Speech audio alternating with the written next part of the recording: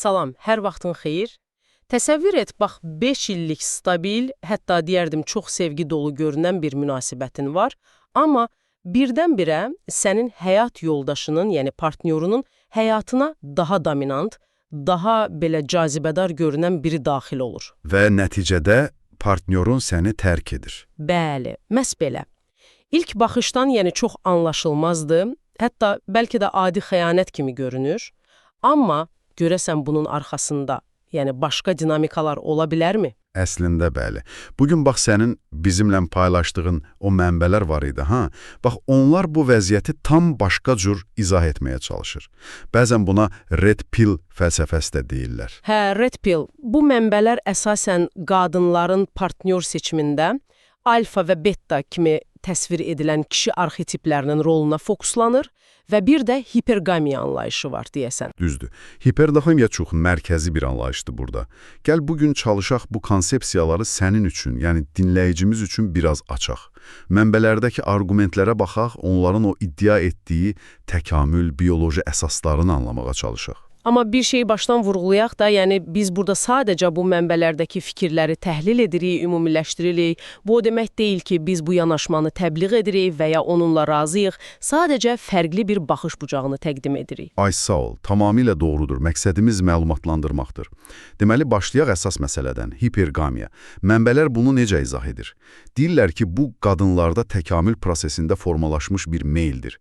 İnstinktiv olaraq özlərindən sosial status, genetik keyfiyyət və ya resurs baxımından daha üstün, daha yüksək dəyərli kişi axtarma meyli. Yəni bu o deməkdir ki, o 5 illik münasibətdəki partnyor bəlkə də o vaxt üçün, necə deyim, mövcud olan ən yaxşı seçim idi. Mənbələr beləmi deyir? Bəli, best option available deyirlər buna bəzən, amma mənbəyə görə qadının hipergamik təbiəti daim daha yaxşısını axtarışdadır. Şuuraltı bir axtarışdır bu. Çox maraqlıdır. Bəs o daha yaxşı necə müəyyən olunur? Burada yəqin ki, o alfa-beta məsələsi ortaya çıxır. Məhz. Bax, bu daha yaxşılıq ölçüsü bizi alfa və beta dinamikasına gətirir. Mənbələr alfanı necə təsvir edir? Dominant, özünə qətiyyən güvənən, lider xarakterli, riskə getməkdən çəkinməyən və ən əsası, qadınlar üçün çox güclü, belə ilkin cinsi cazibə yaradan bir tip kimi. Hə, o klassik bad boy obrazına yaxın bir şey. Bəli, bəli, haradasa elə.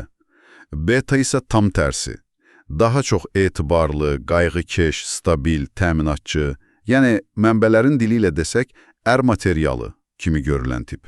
Deməli, iddiaya görə o 5 illik münasibət böyük ehtimalla beta partnyorun təmin etdiyi o rahatlıq, təhlükəsizlik üzərində qurulubmuş. Çox güman ki, hə, mənbələr belə deyir. Amma sonra nə baş verir? Birdən səhnəyə bir alfa çıxır və bu alfa daha yüksək cinsi bazar dəyəri, yəni sexual market value təqdim edir. Bu dəyər nədir? Status, görünüş, özgüvən, davranış bunların bir növ kombinasiyasıdır. Və bu zaman iddiaya görə qadının o hipergamik instinkti, o bioloji proqramı işə düşür və seçim dəyişir.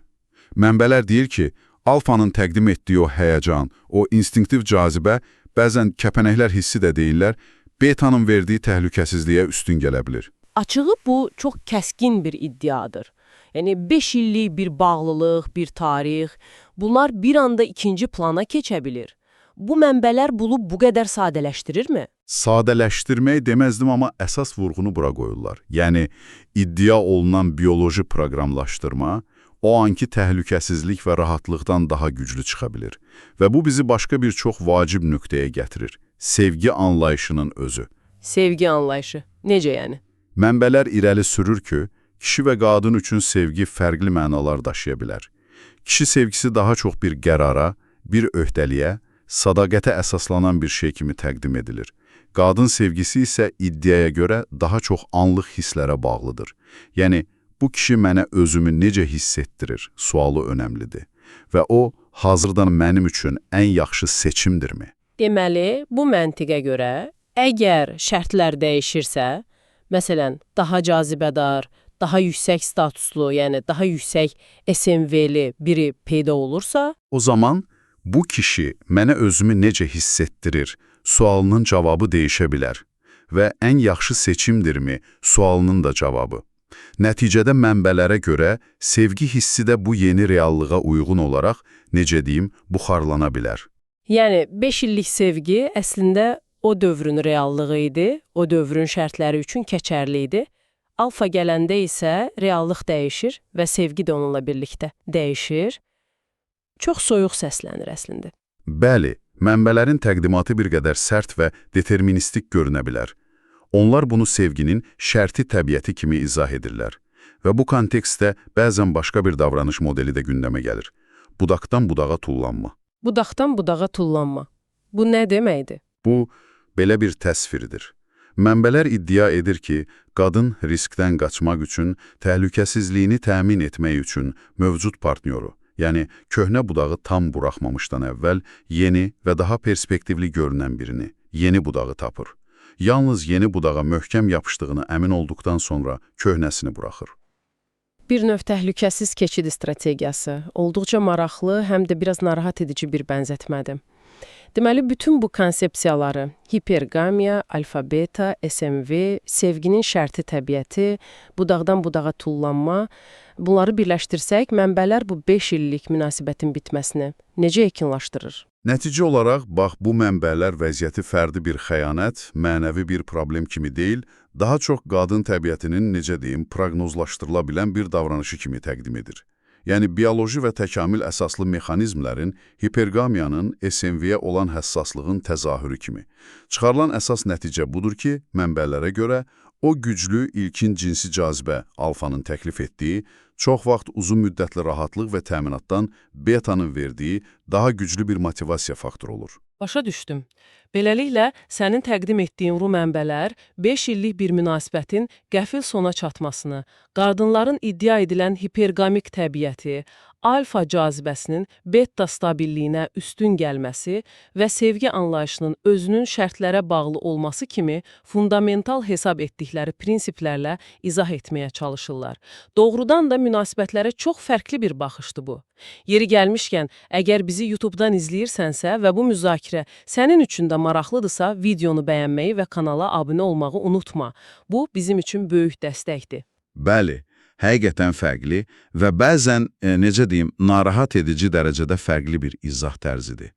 Amma bu perspektivi anlamaq, ən azından müzakirə etmək, insan münasibətlərinin və motivasiyalarının nə qədər mürəkkəb, nə qədər çox şaxəli olduğunu görməyə kömək edir.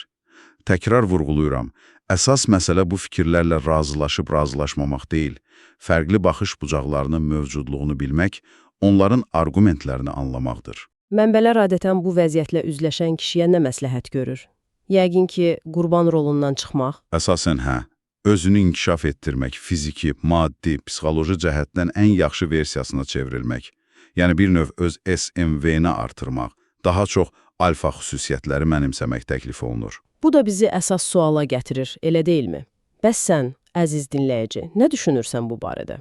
Münasibətlərdəki seçimlər həqiqətən də bu mənbələrin iddia etdiyi kimi bu qədər instinktiv, statusa və bioloji proqramlaşdırmaya bağlıdır? Yoxsa şuurlu qərarlar, fərdi bəyərlər, qarşılıqlı hörmət, sevginin daha dərin formaları, bu, necə deyim, ilkin instinktləri üstələyə bilər?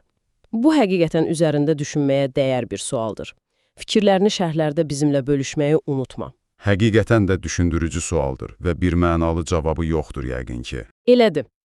Və əgər bugünkü söhbətimiz xoşuna gəldisə, bu cür dərin təhlillərin davamını görmək istəyirsənsə, işimizə dəyər verirsənsə, aşağıda təsvir bölməsində yerləşən linkdən keçid edib, bizə virtual bir qəhvə ismarlayaraq öz dəstəyini göstərə bilərsən. Bu bizim üçün çox önəmlidir. Dəstəyiniz üçün əvvəlcədən təşəkkürlər. Hələlik bu qədər. Növbəti dəfə görüşənədək. Sağ olun.